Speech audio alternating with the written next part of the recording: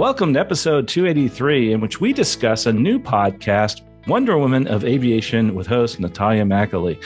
Hey, before we begin, a shout out to our sponsor, the Spartan College of Aeronautics and Technology. Please visit them at spartan.edu. You can find out more about their giveaway. They're giving away 50 scholarships guides. That's that scholarships guide we have with over $120 million in scholarships. You can find out more by going to stuckmicavcast.com/free. Use the coupon code Spartan. Thanks so much, Spartan. Find them at spartan.edu. Let's move on to the cruise flight. The Wonder Women of Aviation is a podcast that helps preserve the history of women in aviation and highlights women involved in all aspects of aviation. Each episode, Natalia interviews women both in and out of the cockpit to talk about their passions, experiences, the history of aviation, and how they make an impact. Joining us today is the host of that podcast, Natalia McAlee. Welcome to the show, Natalia. Hello, welcome. Thank you for having me. It's odd being on the other side. See, and it's great to have you. We have done so much together as far as air shows and through that circuit. We'll talk about that later. But first of all, I do want to say hats off to you. Please go out and check out her podcast, The Wonder Women of Aviation, and it's awesome, absolutely awesome podcast. But first, before we talk about that, you're no stranger to aviation. So let's talk a little bit about your journey and how it's evolved, because you have a varied background in aviation. I do. Yeah. So, my mom and dad, my mom actually started working for an airline.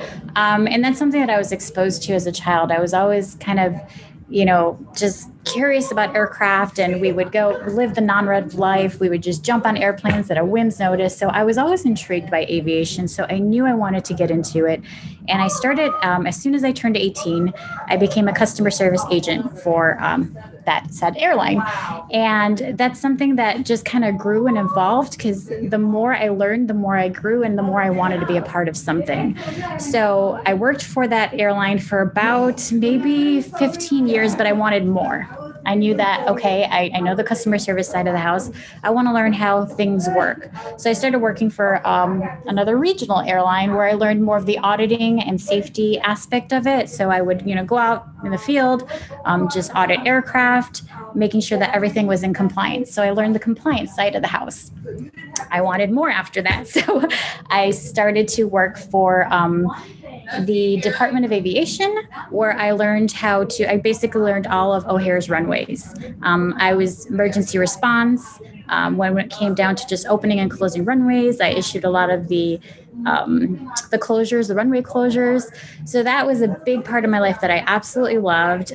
But I also missed airplanes and interacting with people. So I went back to an airline. I'm currently working for a legacy airline. I've been here for 3 years as a customer service supervisor, which I absolutely love. So, it's been part of my life. I was counting the other day, and probably for over 20 years, I've been in the airline industry. So, it's like, and I didn't study it. It just kind of, like everyone says, you got bit by the bug. That was exactly what happened to me. I was always intrigued, and I'm like, I want more.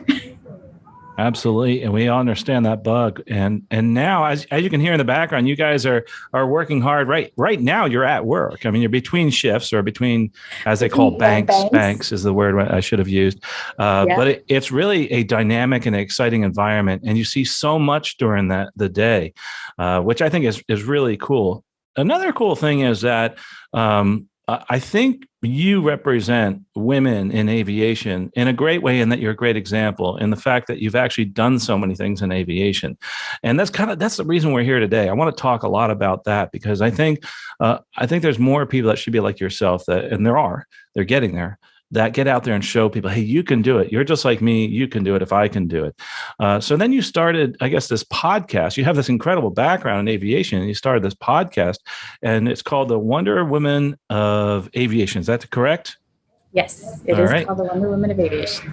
And so tell us a little bit about why.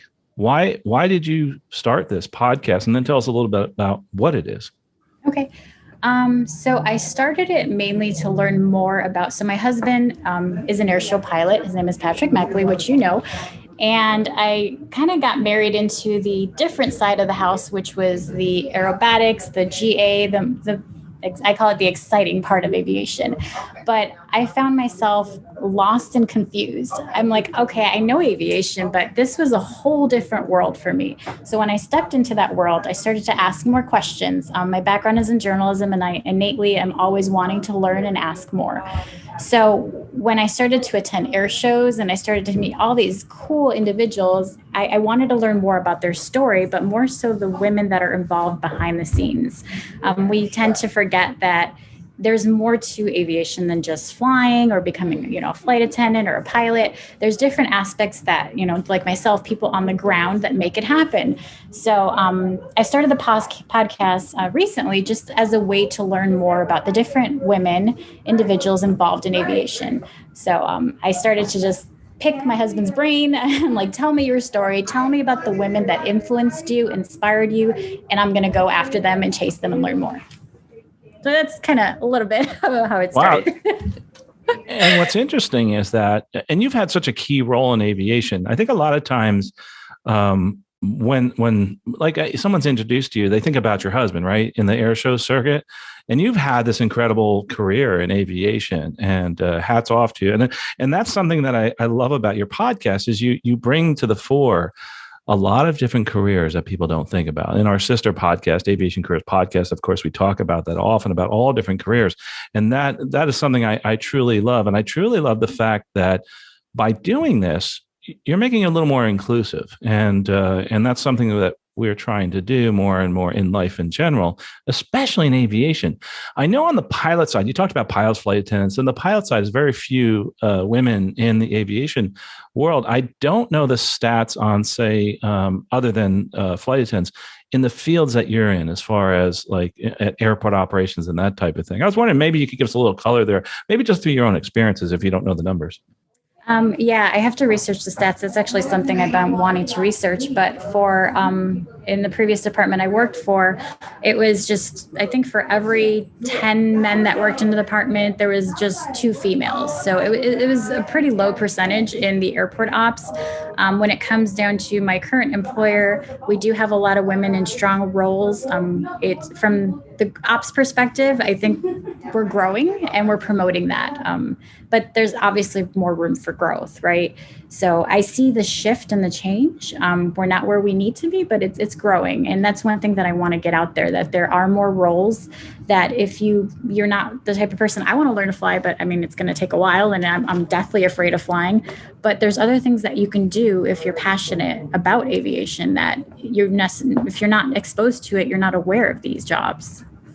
Yeah, one of those I think is really cool that people don't think about, you've had on your podcast, is wing walker. And it's like people don't realize that's a thing. And there's, you just go to the air shows and you see that. I have a lot of friends and have met so many wing walkers, and what an incredible story that was. And one of the things I think people will find out by listening to that episode is the incredible amount of work that goes into it. And it's not just getting out there on the wing and walking. There's more to it, isn't there?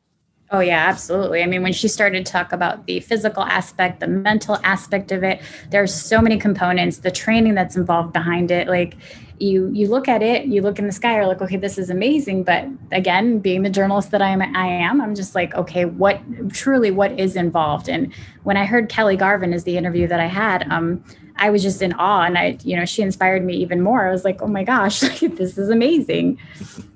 So another person that I thought was really cool, and somebody that I really admire, is Teresa Eamon, and having her on, and that she's a period actor and singer. Actually, a little kind of trivia for me. That was actually the last thing I went to listen to, last concert I went to with my father before he passed, was with Teresa. And I tell Teresa that. I said, we both were in awe of her. And listening to her background and the challenges that she has had, just absolutely amazing. And what was inspiring is that she kept going. She didn't give up.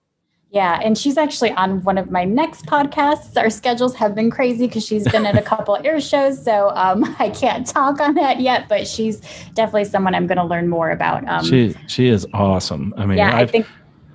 She just everything every interview I've ever done with her and listened to of her, she just is so upbeat, and just the fact that she's just just out there and just terrific. Then that's awesome. But I think I've seen you and Teresa out in the field. I think it was at Sun and Fun. I can't remember where you guys were talking. Yeah. That's probably what I'm referring to. Yeah, that was probably it that I was thinking about. But we're usually crossing paths running.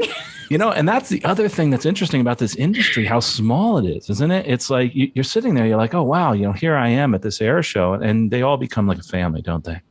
They do. And I believe, I'm trying to think of when I first met Teresa. I think it was at ICAST, the International Council of Air Show Convention that we go to every year. And I saw her, and I think it was Ricardo, and I was intrigued by her outfit. I'm like, oh my gosh, she is promoting the 40s, the 50s. I love that vintage look. That's something that I've always been enamored with. And then Ricardo is kind of like her side kick. It was just like, so I met her there and I learned more about her story. And I'm like, okay, the vintage vocals, the fact that she promotes the history of it. And that's what really, I think she was one of the women that I haven't told her yet that has inspired me to really pursue the historical aspect of aviation, which leads me into like the Wasp, and we can talk about that later. But she definitely has inspired me to pursue different avenues of the historical aspect of my podcast. Yeah, let's talk a little bit about the history. I mean, I think that's awesome that you're going into the historical aspect of aviation and women in aviation. I fortunately have for many years been able to interview the women Air Force service pilots, or the Wasp, as you mentioned, at different air shows, especially at Sun and Fun, and you can go back and listen to those, and they're amazing people, and they're so humble, and they're humbling to me because of what they have done. And I think a lot of people, we've almost erased that part of our history, but we're writing it again. And that's what's so exciting. If you listen to their story, they're finally getting the recognition that they deserve, don't you think?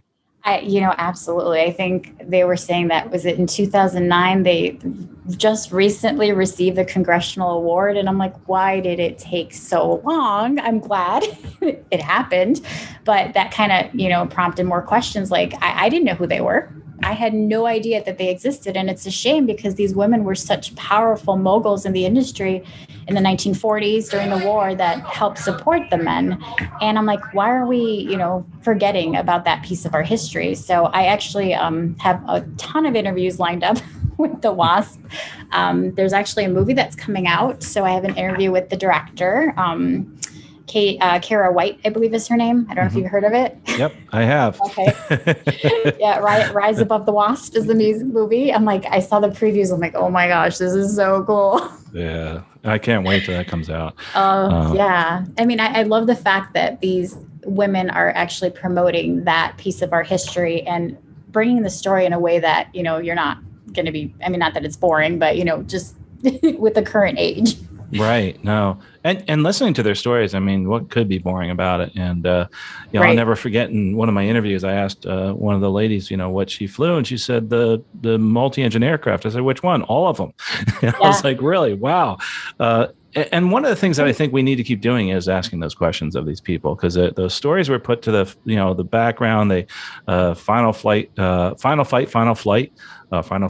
whichever way it is. There's a book out there that talks about the fight to have them actually buried in a military cemetery, and that's finally has happened, and that's actually terrific that they're doing that.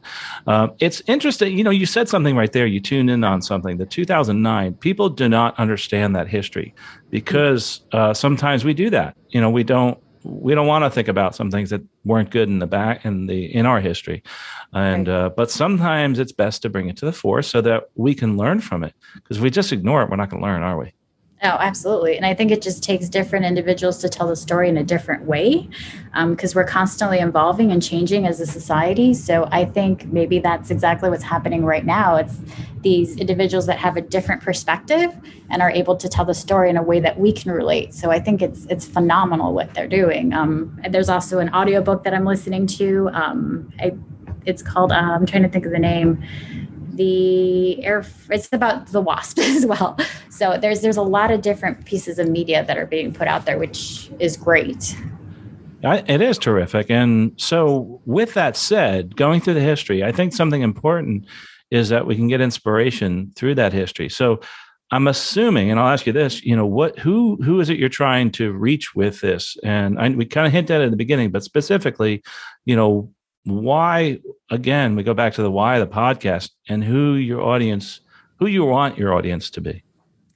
I think generally I'm trying to reach out to individuals like myself who weren't necessarily exposed to it. Although I was exposed to aviation, I wasn't exposed to the history of aviation.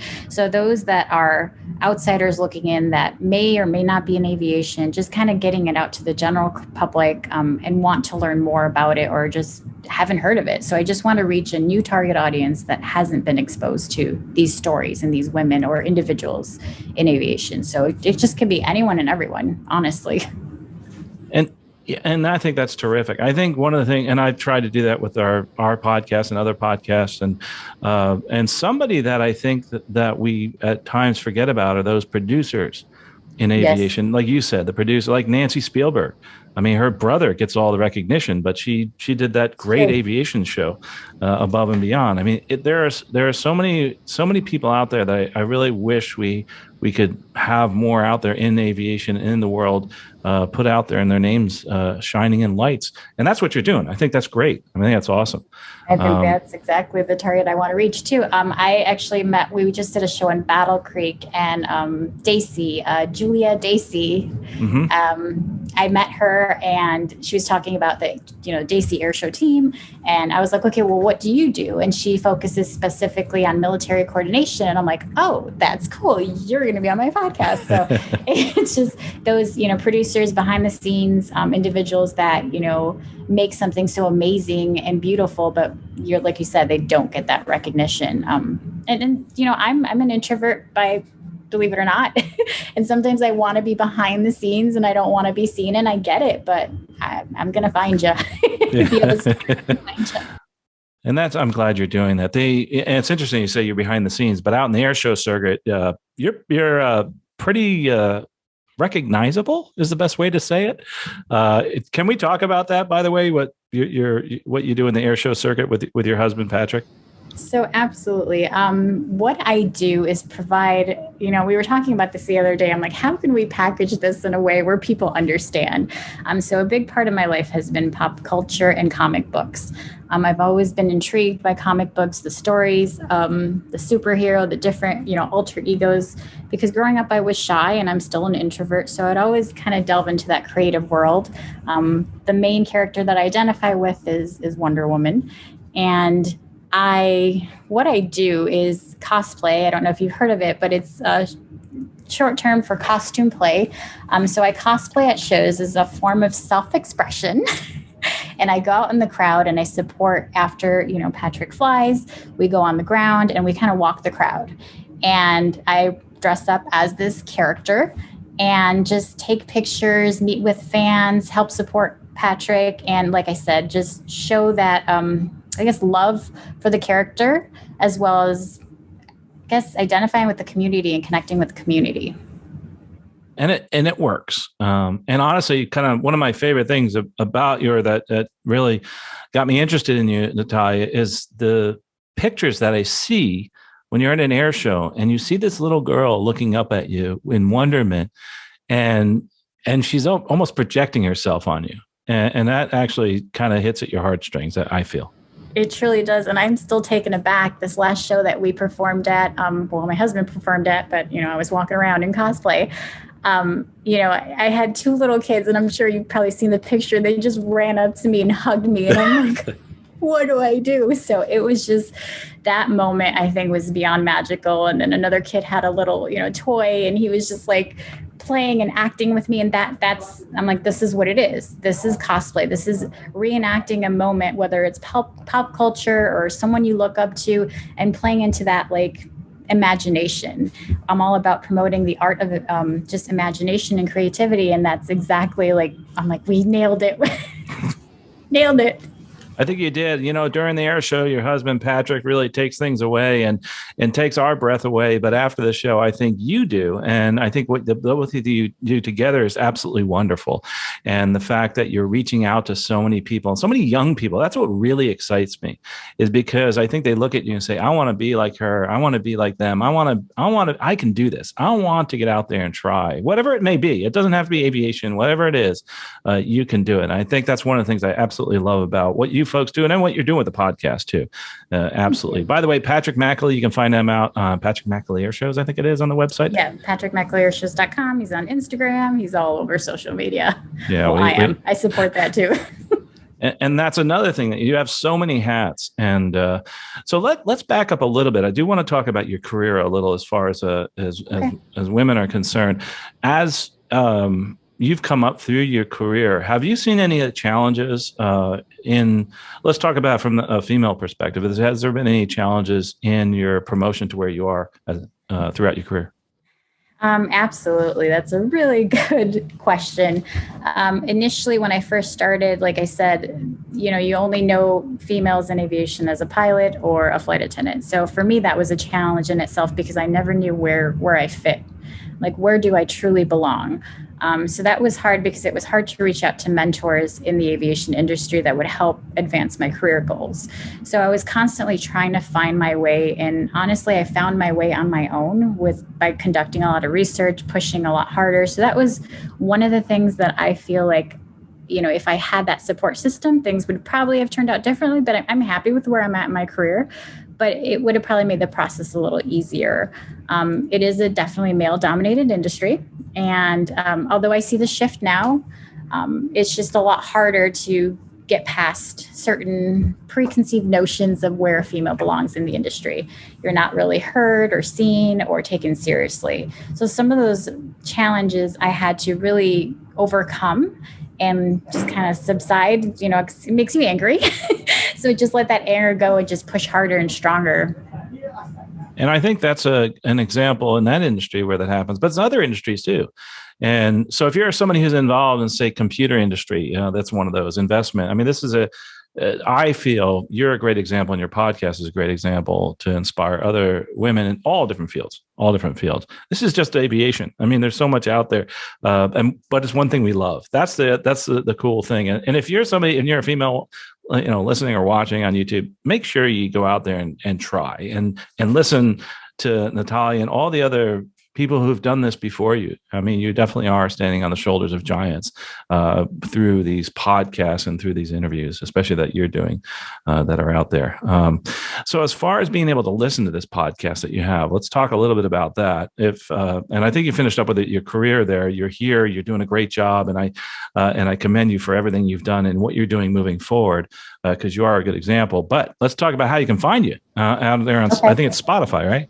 It's on Spotify. Yeah, that's the main, platform that I'm using. It's also on Anchor. I'm trying to branch off until Apple, but I'm still learning the podcast world. But right now, mainly it is on Spotify. I do have a WordPress that I'm creating. So there's a WordPress where I'm going to involve more blogs, more stories. There's going to be 2 or 3 co-hosts that are going to be involved in it. Teresa's one of them.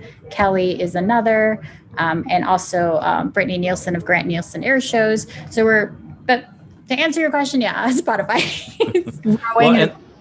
And we'll have the links, by the way, in the show notes here at Stuck My Gavcast. You can find all that.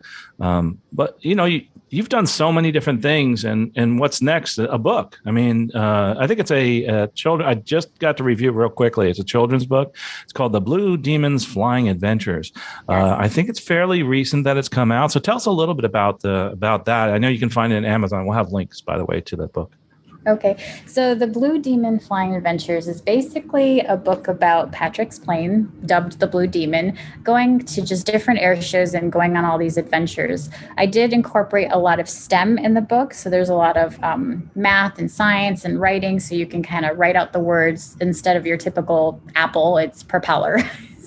Math, it incorporates different aspects of the airplane. So it was my way of learning more about the air show world, the aerobatic world. So there's some maneuvers in there. I incorporated some arresting maneuvers, just the basics.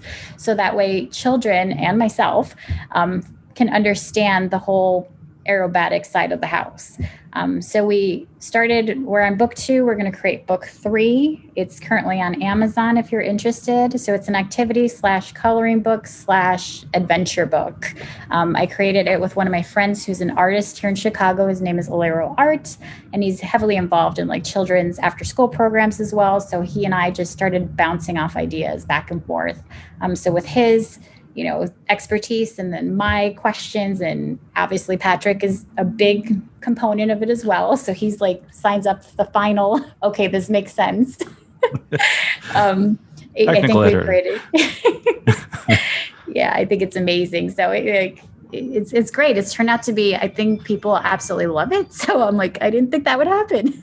What age range about for the book? So the ages are between 4 to 11. So it's got, the coloring book aspect of it, but it also has, learning to read, learning to write. So 4 to 11. Awesome. Well, Natalia, this has been awesome having you here. A couple of things, though, before I let you go. I want to ask you, first of all, what's next? What's next for Natalia? I mean, it's like, what could be next? You're doing so much, but I'd like to look at appear in the future because you have a lot of runway in front of you in life. Oh my gosh, I do. What's next? So I'm definitely going to learn to fly. That's on my bucket list. I'm waiting for my husband to get his instructors. Is it CFI? CFI, right? I'm waiting for him to get that. So that's like on my top, but I'm going to wait a little bit longer till I understand and feel comfortable. Obviously, I'm going to continue pursuing the Blue Demon Adventures and continue writing that book. Still promoting the aviation industry with the podcast. So I have a whole slew of guests lined up, which I mentioned earlier. I'm going to talk about Wasp. I'm going to talk about with, Daisy. So I'm just definitely going to continue pushing the women in aviation side of the house. There's so much more. I can't even wrap my brain around what I have going on in my life. I'm like, I'm in school, so it's a lot, but I'm excited about the future and where we are going to be as a team, and not only that, but myself. Yeah, I'm excited for you also. My only word of advice is you shouldn't let your spouse teach you how to fly. It prevents a lot of arguments if you don't do that. Oh, we've already been arguing. I can imagine. The first argument is what type of airplane we're going to get. I'm stuck on the Cub. I'm like absolutely in love with the Cub. Like I saw Greg Coons fly, and I'm like, okay, that's what I want. That's what you want. That's what or a Super Cub, either or. So I think it's terrific that you've gotten into aviation as much as you have. I mean, you almost had to, but you've taken the ball and you run with it. And I think that's awesome that you've done all this, and excited to see what's next. If somebody's listening, if females are listening right now, what type of advice would you have for them, whether pursuing a career or pursuing aviation as an adventure, moving forward in their lives? I would have to say, feel the fear and do it anyways. We're always afraid of doing something because we're afraid of failure. We're afraid of, whatever fear you have. So just accept that, feel the fear, and just do it anyway. And there's a book on it too, which I read. I'm a big advocate of reading books, but that's one thing. You never know what you'll become if you just don't try. So just do it. And I hear that a lot, but now I'm like, I'm just going to do it. I'm just going to learn to fly. I'm just going to take this course or whatever it may be. I'm going to go after this job. Just do it, because the worst thing you could do is not do it. I highly agree. Natalia, it's been great having you here. I know you're between banks of flights and you're going to have to get back to work here. I've been watching the clock, but you always are an inspiration to talk to at the air shows and here on the podcast. We definitely would love to have you come back on again, and love to see our co-host on your show, and Victoria Newell's talking about selling insurance and the challenges there, aviation insurance. So I think that would be a great person to have on. But the best place to find you find you on Spotify, wonderwomanofAviation.com or .wordpress.com. Again, we'll have links in the show notes to all of that. And I can't wait to hear some of the next episodes that come out and all those discussions there. Again, Natalia, thanks so much for being here. Thank you for having me. This was fun. I learned a lot. Awesome. Well, I appreciate that.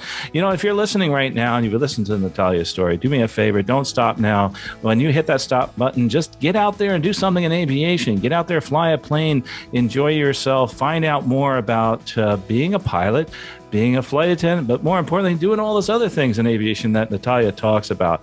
No matter what it is, I hope you found inspiration from Natalia's story.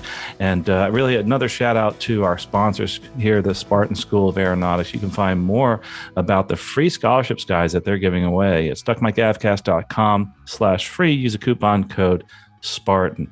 I love having people like Natalia on the podcast because it inspires me to do more. I hope she's inspired you to do more in aviation. We'll talk to you next episode. Safe flying out there.